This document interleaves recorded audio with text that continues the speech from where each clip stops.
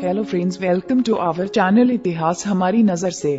हिंदू धर्म का इतिहास बहुत प्राचीन है। हिंदू धर्म के इस चैनल में हम आपको बताएंगे कि आखिर में हिंदू धर्म का क्रमशः इतिहास क्या है। ऐसे ही आज की हमारी वीडियो का विषय है, राजा परीक्षित को भागवत कथा सुनाते हुए सुखदेव को 6 दिन बीत गए और सर्प के काटने से मृत्यु होने का एक दिन शेष रह गया।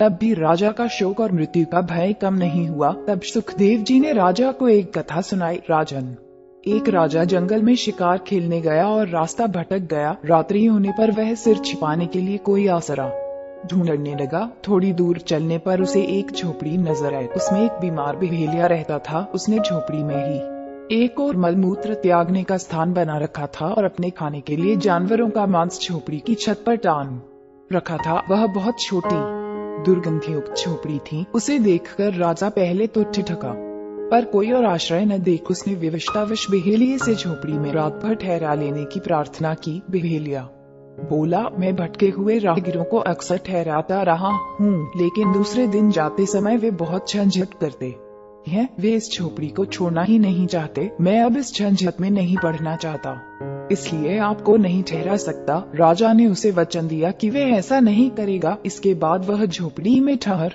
गया, किंतु सुबह उठते उठते उस झोपड़ी की गंध में राजा ऐसा रच बस गया कि वहीं रहने की बात सोचने लगा। पर उसकी बिहेलिये से कलह भी हुई। वह झोपड़ी छोड़ने में भारी कष्ट और शोक का अनुभव करने लगा। यह कथा सुनाकर सुखदेव ने परीक्षित से पूछा, क्या उस राजा के लिए यह झंझट उचित था? परीक्षित ने कहा, वह तो बड़ा मूर्ख था जो अपना राजकाज भूल और दिए हुए वचन को तोड़ते हुए अधिक समय तक झोपड़ी में रहना चाहता था। आखिर वह राजा कौन था? तब सुखदेव ने कहा, परीक्षित, वह और कोई नहीं, तुम स्वयं हो। इस मलमूत्र की कोठरी देह में जितने समय तुम्हारी आत्मा को रहना जरूरी था, वह अवधि पूरी हो गई। अब इसे दूसरे लोग को जाना है। इस पर भी आप झंझट फैला रहे हैं, मरने का शोक कर रहे हैं। क्या यह उचित है?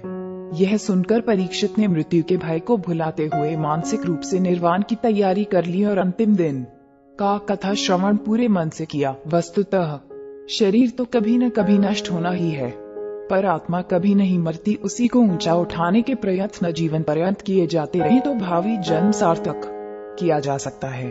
हम उम्मीद करते हैं कि आपको इस चैनल के माध्यम से रोचक जानकारियाँ दे सके। आप अपने सुझाव हमें कमेंट में भेजिए और अगर आप किसी कहानी या तथ्य के बारे में जानकारी चाहते हैं तो वो भी हमें कमेंट बॉक्स में भेजिए और हमारे चैनल को सब्सक्राइब करें। धन्यवाद।